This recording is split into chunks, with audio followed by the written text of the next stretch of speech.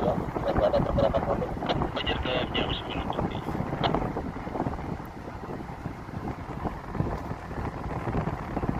Kita ikut.